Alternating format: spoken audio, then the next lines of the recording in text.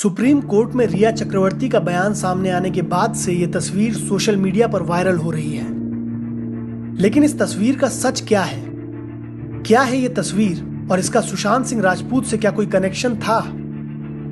रिया चक्रवर्ती के बयान के मुताबिक ये वो तस्वीर है जिसे देखने के बाद पहली बार सुशांत सिंह राजपूत की तबीयत बिगड़ गई थी। रिया ने कोर्ट को बताया है कि सुशांत ये कहा करते थे कि उन्हें तस्वीर में दिखाई दे रहा ये शख्स हकीकत में नजर आता है। तो चलिए जानते हैं कि क्या है ये पूरा मामला। आपको शुरू से इस घटना के बारे में बताते हैं।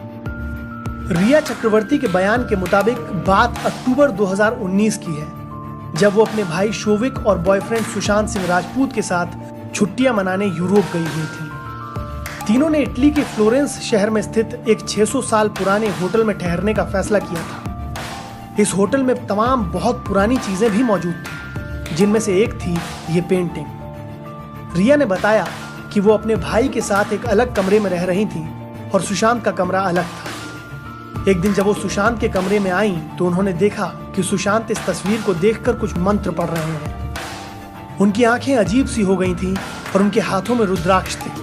अगले दिन उन्होंने वो होटल छोड़ दिया।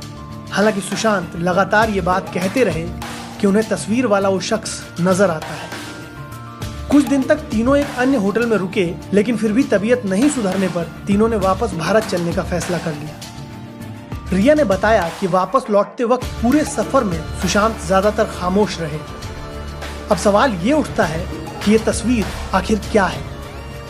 तो आपको बता दें कि ये तस्वीर स्पेनिश आर्टिस्ट फ्रांसिस्को गोया की बनाई हुई है। उनकी बनाई इस पेंटिंग के बारे में कहा जाता है कि इसमें सैटर्न नाम का एक दैत्य अपने ही बच्चे को खा रहा है।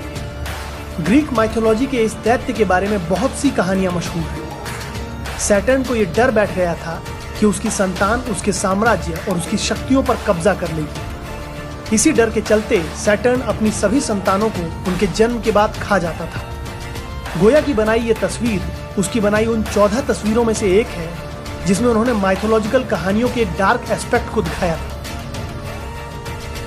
कहा जाता है कि गोया ने ये तस्वीरें स्पेन के मैरिड नदी के किनारे स्थित अपने घर की दीवारों पर ही बना डाली थी। गोया इस घर में 4 सालों तक अकेला रहा करता था और उस दौरान उसने अपनी ये 14 डरावनी पेंटिंग्स तैयार की थी। गोया की ये 14 तस्वीरें पूरी तरह से फ्री थी और इन पर किसी तरीके की रॉयल्टी नहीं रखी गई थी। वीडियो को खत्म करने से पहले एक और दिलचस्प बात, गोया ने अपने मरने से पहले तक इन 14 तस्वीरों को कोई नाम नहीं दिया था। उनकी मौत के बाद लोगों ने ही उनकी इन तस्वीरों को अलग अलग नाम दिए, जिसमें से इस तस्वीर का नाम सैटर्न डिवरिंग हिज ओन सन रखा गया था। हमारा ये वीडियो अगर आपको अच्छा लगा तो इसे लाइक और शेयर कीजिए। हमारे नए वीडियोस की नोटिफिकेशन लेते रहने के लिए हमारे चैनल को सब्सक्राइब कीजिए और बेल आइकन पर टैप करके ऑल पर क्लिक कीजिए।